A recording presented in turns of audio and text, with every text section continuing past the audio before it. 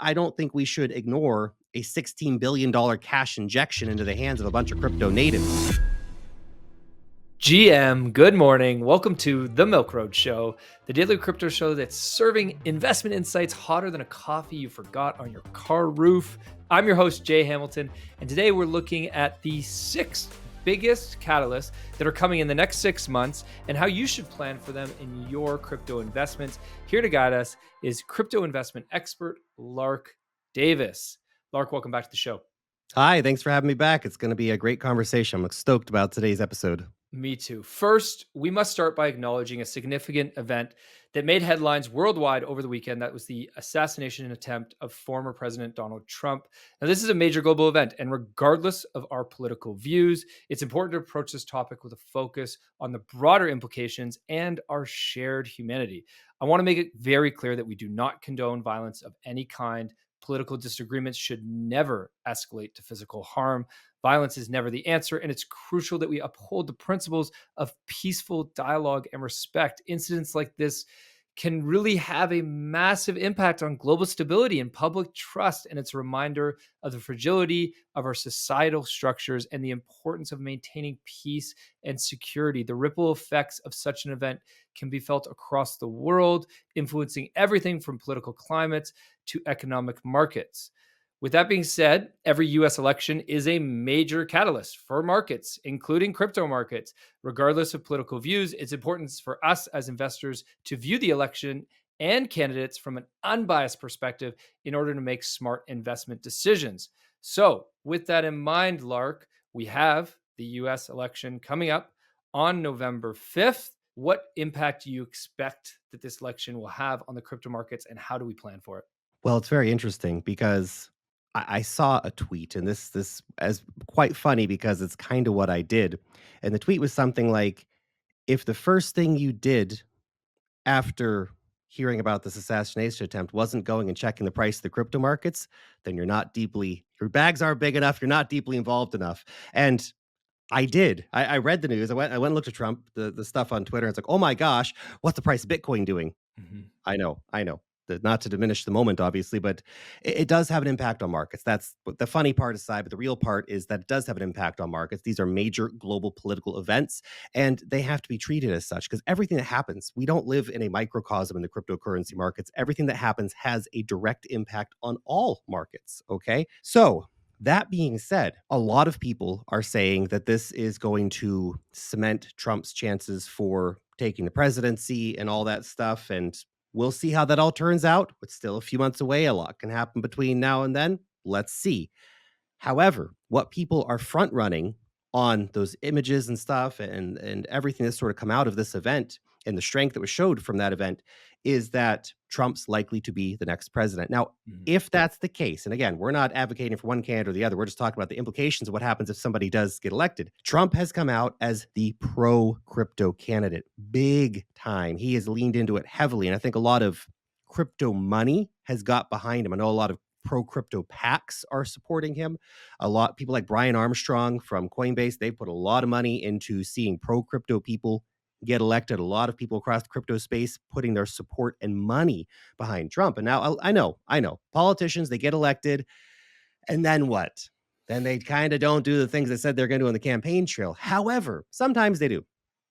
And to an extent that the campaign contributions come in, okay, that can have an impact on policy later. So you're going to have those continual voices pushing from behind saying, this is good for America. Let's get America in front of the crypto thing because that's an advantage for us, a strategic advantage for us. And so, for better or worse, Trump has become the pro crypto candidate, and people are expecting then a much more friendly SEC, obviously, with all kinds of other pro crypto laws potentially being passed. Now, when Trump comes out and says, we're going to put Bitcoin as a strategic reserve asset for the USA, I don't know about that. That'd be great, but I don't know about that.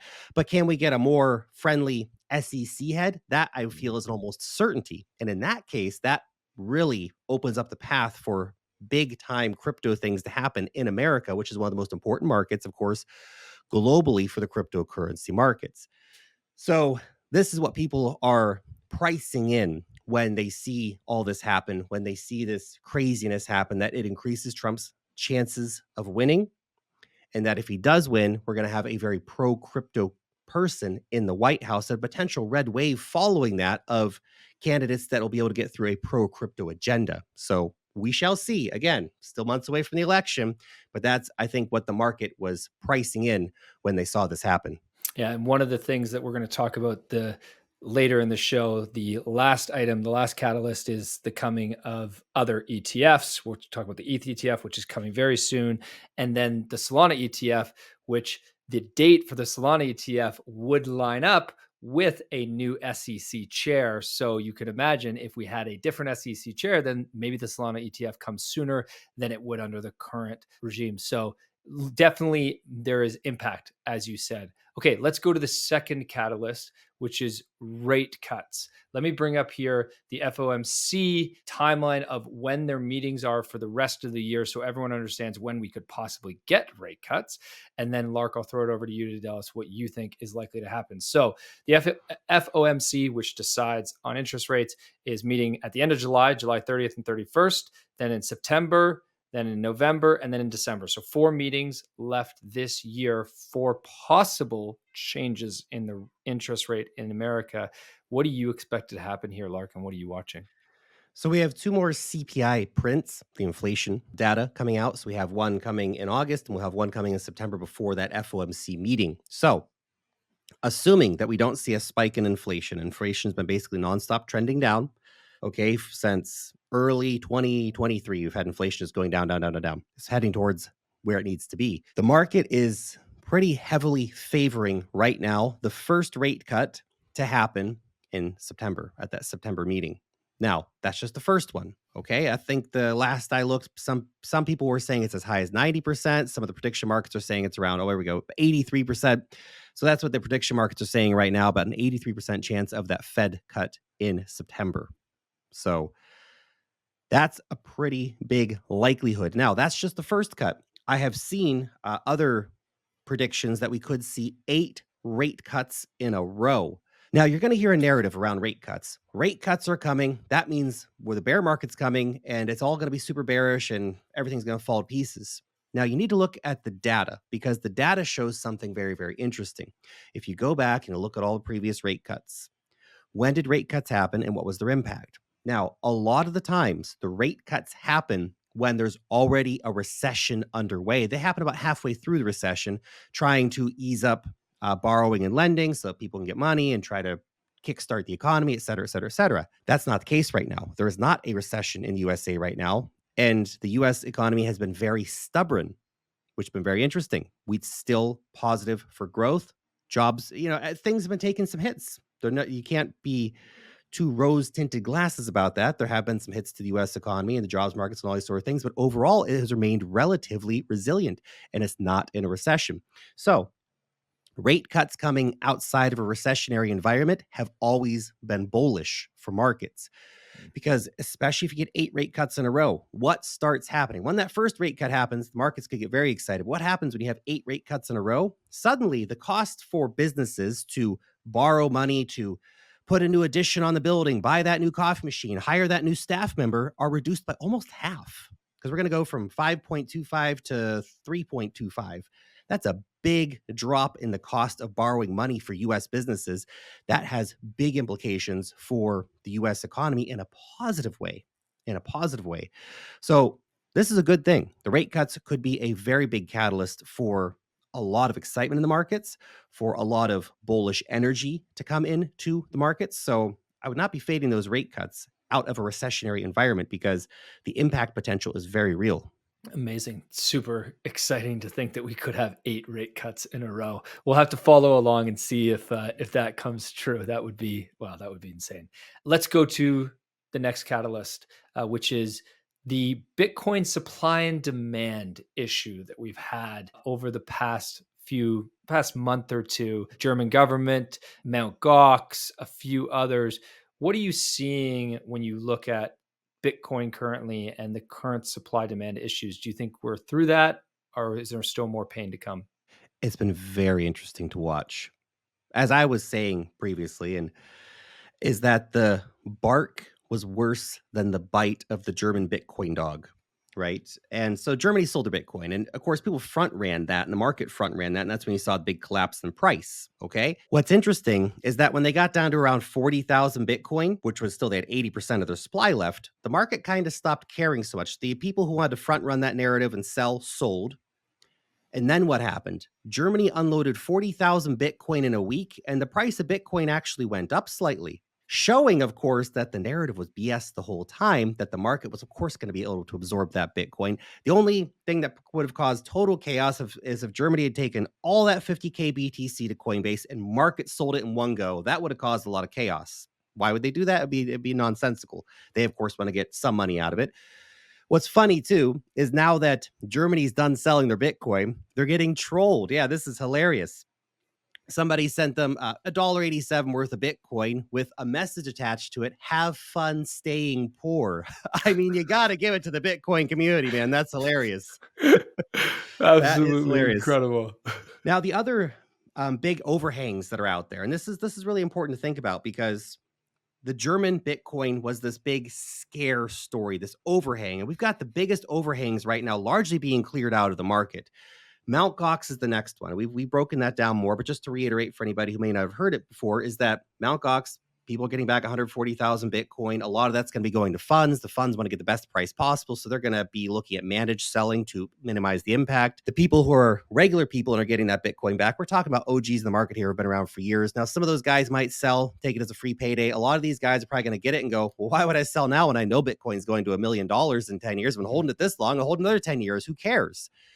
So the impact of this event probably going to be quite minimal as well. And the US does have some Bitcoin from Silk Road. Now, that Silk Road Bitcoin, they're literally working with the Coinbase is working with the US Marshals Department to have managed selling of that so that it doesn't impact markets and they get the best price possible out of it. So all these giant, scary overhang issues have been haunting the market for a long time. They're largely resolved. I know Mt. Gox is not fully resolved yet, but it's a bit of a nothing burger when you really understand the situation. You look at how the selling of 40,000 Bitcoin in a week was just absorbed and the price went up. So you have to keep that in mind. And the other dynamic, so that's the overhang effect of all these big stashes of Bitcoin out there. The other thing you have to understand is we're in a post-Bitcoin halving environment right now. Now, what does that mean? Go back, look at the market any single time we've had a Bitcoin halving. Now, I know we had a bit of an aberration this time because we had this new high before the Bitcoin halving due to the Bitcoin ETF hype. Yes, okay, that was an interesting spark, and that's going to provide wild liquidity to help us get up to our crazy price targets later in the cycle here. However, what happens every time there's a Bitcoin halving? You have new supply and demand mechanics. Now, ever since Bitcoin ETFs came out, they have bought twice what Bitcoin miners have produced. Twice what Bitcoin miners have produced. That's insanity. That's absolute craziness. And now Bitcoin miners are producing half as much. So you have to think about the mechanics here. And yeah, all these big overhangs and these giant injections of supply, they matter, obviously, but they often don't matter as much as people think they do. But the reality is, and this is what's always happened in the markets, demand keeps slowly going up over time. And of course, now with ETFs, we have a big demand spike, but demand keeps going up slowly over time. And the amount of Bitcoin available for miners to sell keeps going down over time.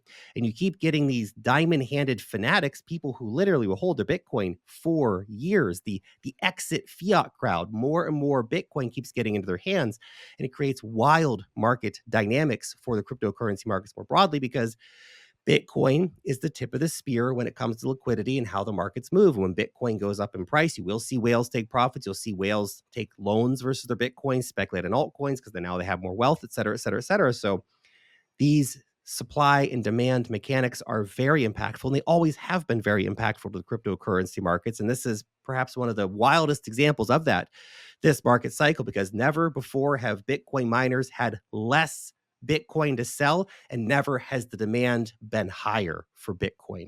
I saw the the Bitcoin ETF inflows were over $1 billion in just the past week alone.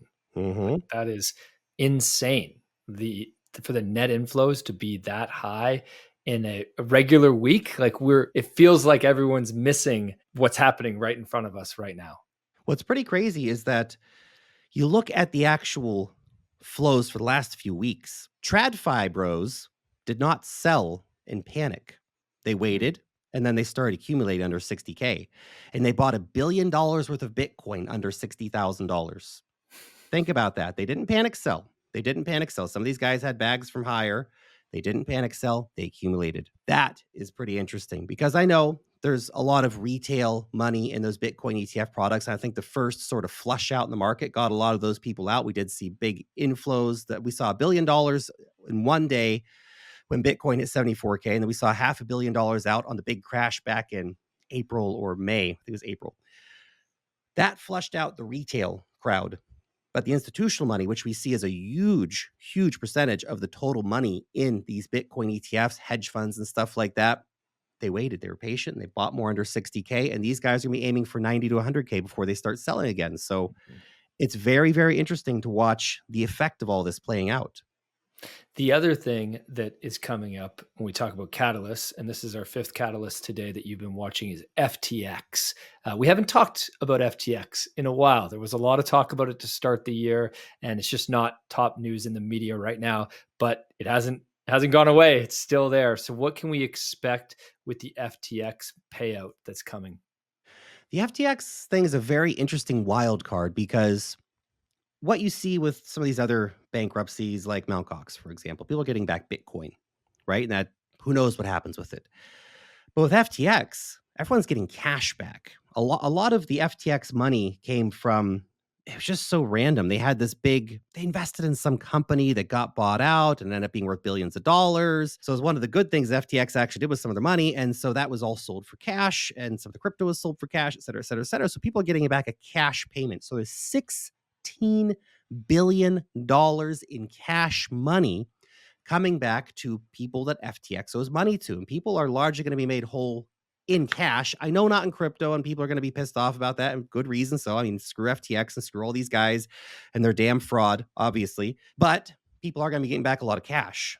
Okay, so $16 billion cash coming back into the market. Now, look, are some people going to get that money and say, you know what, screw crypto. I'm taking my cash. I'm going to go buy bonds. I don't want any of this crap anymore. I'm done. Yeah, sure. But most of the people who are on FTX, they're crypto natives, right?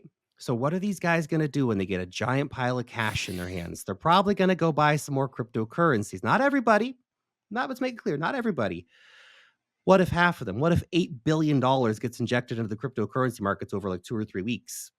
And then, of course, you have the opposite reaction to what we just had to the German stuff, which is the market front runs that to the upside. Oh my gosh, the FTX money's coming quick. We need to buy the coins before the FTX guys get their money and they start buying coins, and et cetera, et cetera, et cetera. So you can see that effect playing out too. But I don't think we should ignore a $16 billion cash injection into the hands of a bunch of crypto natives who have been, some of these guys have been felt like they've probably been missing out on the bull run.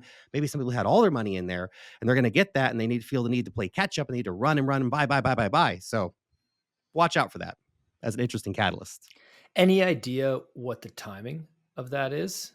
You know, it's always hard with these bankruptcy things. I mean, Mt. Gox, we've been thinking that they're going to get their money back for the last 7 years. I remember covering this story back in 2017, like they're about to get their Bitcoin back, guys. And then they just didn't, So it has so far been indicated it's going to happen by the end of the year, potentially the next few months. That being said, don't hold your breath. You know how these legal proceeding things can work out. It could be longer than people expect, but I hope people get their money back really soon so that they can hop on board of this bull run and take some advantage with that money and hopefully make some gains before everything finishes. Yeah, for sure. That would be at least we could do something for these people who are getting robbed of the fact that they're not getting crypto back, they're getting cash back. Let's give them a chance before this next Exactly. part of the bull run comes. Okay, final catalyst that you're watching is altcoin ETFs. We have the ETH ETF coming any day now. Could be this week, could be next week, could be today while we're recording. Who knows? And then we have Solana ETF, 2 filings for that in the US. Already some Solana ETFs are almost, I think they might exist in certain countries or they're coming much sooner. So what do you expect to see from altcoin ETFs and how will that impact the markets? They're coming. It's very interesting. It's quite funny, actually, to watch the SEC being such sore losers over the Ethereum ETF. And just because there's no other real explanation for why they're dragging the process out so long and make it, they know they have to do it. They know they have timelines, but they're just waiting because they're just kind of being sore losers about the whole thing. But we are going to get the Ethereum ETFs listed on the market pretty soon. And that's an interesting moment because with Bitcoin, we had the listing happen like the day after, or 2 days after, was straight away. So there was all this hype, right? Whereas Ethereum ETFs got approved, all the hype died down. The price literally went under what it was when the Ethereum ETFs were announced, and the hype's kind of dissipated away. So I'm going to be very interested to see how listing day actually plays out, because there's no buy the rumor, sell the news moment here to really front run. It'll probably be announced on a Tuesday, listed on a Wednesday, and that'll be it. And then it'll be out live and trading in the markets. So that's going to be very interesting. Obviously, I think there's a lot of demand for Ethereum ETF products from Wall Street. I'm sure they'll be very interested in buying it. Then we have Grayscale Ethereum that's going to start coming out. And I know they're launching a mini trust with some of that. So it's going to mitigate a little bit of the selling pressure, but still, Grayscale's got a lot of Ethereum. We have to deal with those outflows for the first few weeks, just like we did with Bitcoin, but that'll eventually get itself sorted out. And then it's just a clear runway for massive inflows and exciting price movements for Ethereum. But the bigger picture here is that it was never going to just be Bitcoin. And I know the Bitcoin maxis heads, probably someone's head like literally exploded, right?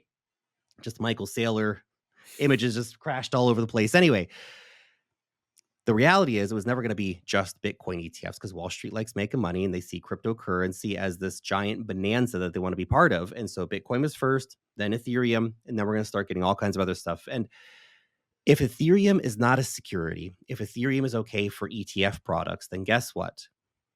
Basically, all the rest of the altcoins are. The head of the CFTC came out recently. He said 70 to 80% of altcoins, in his opinion, are not securities. There are some that definitely have the security thing going on, right? But the vast majority of them are not. Things like Solana. Solana and Ethereum are basically the same from a regulatory perspective. It's a software, it's a blockchain, you use it to pay gas fees, it gets node rewards, and if it's okay for Ethereum, then it's okay for Solana. So a Solana ETF will come. It's only a question of when it comes. This SEC may not want to do it, but the next SEC probably will. Okay. So, and even if Biden wins the next election and the current SEC head stays, at some point he'll be forced to approve those Solana ETFs, because if they deny it, then all those people will take them to court and say, well, you approved the Ethereum and this one's exactly the same. So they're going to lose in court again, waste a bunch of people's time. And then we'll get the Solana ETFs. And then when that happens, that opens up the gateway for Avalanche ETFs, Polkadot ETFs, Chainlink ETFs, Dogecoin ETFs, Litecoin ETFs. And we're going to see all these products starting to list, which to the American mind sounds crazy. Oh my gosh. But then you got to realize, guys, the Europeans have been doing this stuff for years. We've had ETPs in Europe for all these coins for years now, right? US markets are woefully behind. So it'll come. And of course, the important thing for US markets is that it's the liquidity engine of global stock markets, isn't it? It's, yeah, okay, great that, Börse Stuttgart lists, an Avalanche ETP product, but the liquidity is just not the same, is it? When you look at US markets, which are 52 to 54% on any given day of total global equity markets, it's a big, big deal getting these things listed in the USA, and we will. It's just a matter of time. Sounds like things are looking pretty good. So we've got 6 catalysts, all which are lining up to be positive. Obviously, as you said, we don't know when exactly some of these things are happen or how it'll turn out, and a lot can change and things do change fast. But when you look at the US election coming up in November, when you look at the potential of the first rate cut likely coming in September, and then possibly 8 rate cuts in a row, when you look at Bitcoin, this overhang has now, for the most part, cleared out. Maybe a little bit more still to come around Mt. Gox and Silk Road selling, but German government's done. That's cleared out. When you look at the Bitcoin halving effect, that obviously has a large impact. And then, of course, we also have FTX bringing, as you said, $16 billion in cash. And then altcoin ETFs allowing new investors to enter the space. What are 6 incredible catalysts to finish off 2024? How does it feel to you, Lark? Does it look like we're about to have a good rest of this year? It feels pretty crazy. We didn't even talk about liquidity. We didn't talk about M2 money supply. There's all these catalysts that are lining up right now that if it doesn't happen, I'm going to be probably pretty damn surprised. Like, we had every tailwind possible for this market to see massive price appreciation. So I'm excited. We have lots of big things happening in the market. And of course, we'll keep you guys updated on all this stuff as we see these things coming to fruition. And big times in the market, though. I think a lot to be paying attention to right now, and that if you're not paying attention to the markets right now, you will be regretting that in 6 months' time. And if you want to make sure you stay up to date on the markets, make sure you go follow Lark on Twitter. Definitely, he's putting out great stuff. Lark, I don't know how much you tweet as much as you do every hour. It seems like Lark's got all the stuff to stay on top of the markets. And you also want to make sure you subscribe to the Milk Road newsletter, which comes in your inbox every day. And in 5 minutes or less is going to make sure you're up to date on everything with your crypto investments and the crypto markets. Thanks so much for listening, and everybody have a wicked awesome day. Thank you for listening to Milk Road Radio, the easiest path to get smarter about crypto. If you like this episode, share it and hit subscribe or follow so you don't miss out on the next one. There's also a link in the description to our free 5-minute daily newsletter where we simplify crypto for you while making you laugh. And if you're willing to step up your crypto investing game, then we'll leave a link to Milk Road Pro as well, your #1 resource to help you invest successfully in crypto. One final note, this podcast is for educational purposes only, and nothing we say is financial advice. Crypto is risky, so you should never invest more than you're willing to lose. Thank you, friends, and we'll see you in the next one.